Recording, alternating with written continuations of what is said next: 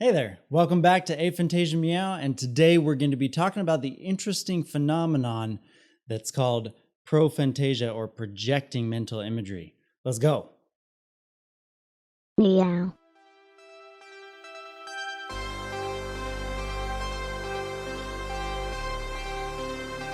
Okay, so prophantasia.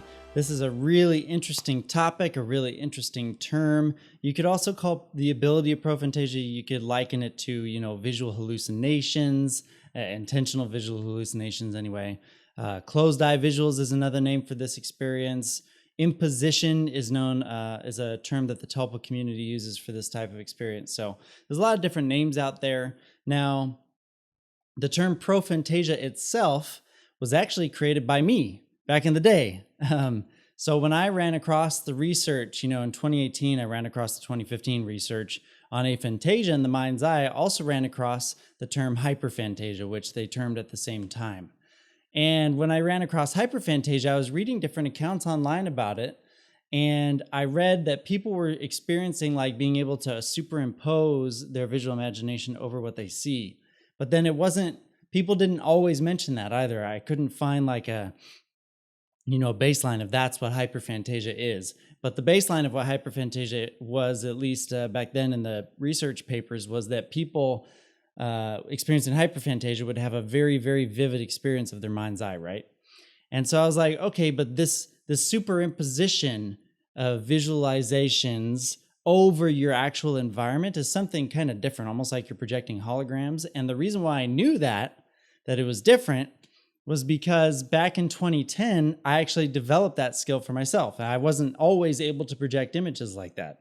Where I started out was my mind's eye was pretty average or maybe a little above average. I'd have moments of very, very vivid experience. And over time, like growing addicted to meditation, I grew myself into the experience of hyperphantasia most of the time. It depends on what I'm thinking about. And then in 2010, I ran across a spiritual teacher who said that when he closes his eyes, he didn't just see black. It wasn't just in his head. He could actually see it. And I was like, what? I want to do that. I got kind of jealous.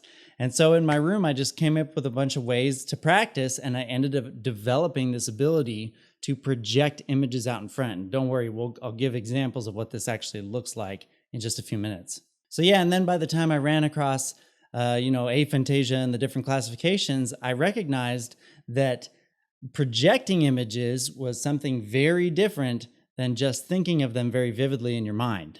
Okay. One is in your mind, you don't actually see anything. One is actually visibly seen. And again, we'll talk about that.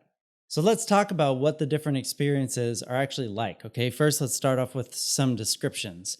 So the mind's eye, I found at least after 3 years of working on this stuff with people, this is my best description of it so far. And it's hard to describe even now because it's so subjective, right? But the mind's eye could be considered a sense of seeing without ever actually seeing anything. It's a sense of seeing in thought form, okay, which doesn't require you to actually see anything. And that sense of seeing is what can rise up and down the spectrum, right? From aphantasia all the way up until hyperphantasia, common phantasia, and hypophantasia in between. Okay, so I like the description that it's the feeling of seeing without seeing. That's my favorite personal description of what the mind's eye is like. Now, important to note about the mind's eye, when you close your eyes, it's all up here in your mind. And so the black space just stays black for most people, it seems anyway. We'll talk about that some more in future videos. But it seems like for most people, the black space just stays black and they're thinking of the image somewhere in their thought space. Versus prophantasia, how I would describe prophantasia is anytime your imagination is starting to alter your visual field, your actual visual field, what you physically see. So it could appear like holograms in your physical environment in your room, or it could appear like slight changes to the black space similar to an after image. And next, I'd love to show you some like visual representations of what this phenomenon, what the experience is actually like. So let's check it out. Okay, so to really grasp how this thing of prophantasia is experienced, let's first talk about where you tend to visualize or where you see things from, okay? So on this graphic here, you can see that black space out in front, that black shape. And let's say that this person's eyes are closed, they're just seeing black in front of them. And let's call that the physical field of vision, okay? And then let's call this the mind's eye. And that's, the abstract place or the non-physical place of where you think from, right? Most people, it feels like they think from their head. And so that's why we put the bubble in the head. It's not actually seeing anything back there, but we'll get to that. Okay, so we have these two different stages, so to speak, where you can visualize things on.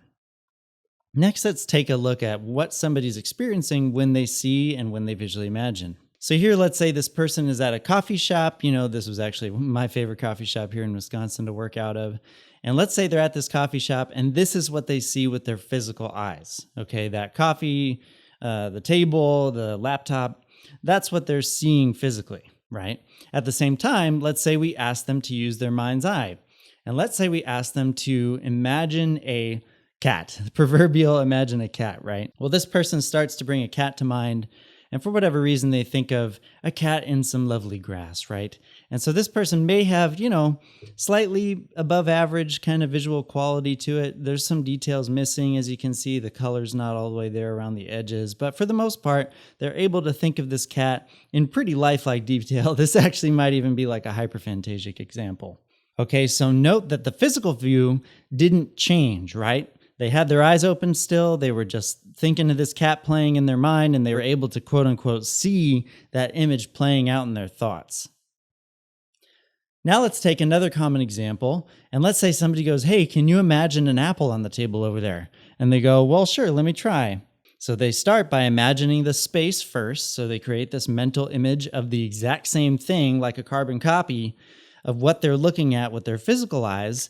And then they add on top of that image in their head, right, an apple.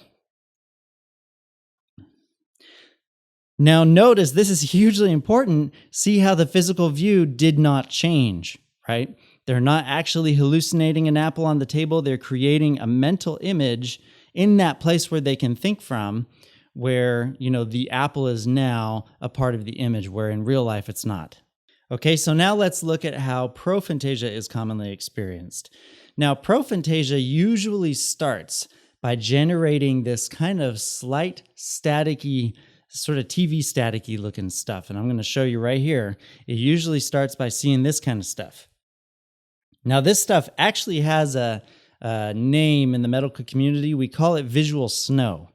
Okay, visual snow. Now, it's up for debate what visual snow even is, in my book anyway, because so often prophantasia starts with visual snow. Most of the medical community thinks that it's just noise in the ocular nerves going on and being picked up by your brain, by your vision center. I tend to think it may be something a little bit different. But prophantasia usually for people starts here. And actually with the students that I teach how to do prophantasia, this is what we start with, is seeing this staticky stuff. Okay, next, let's say the person wants to start projecting the image of a triangle out into their physical view. Now notice what happens.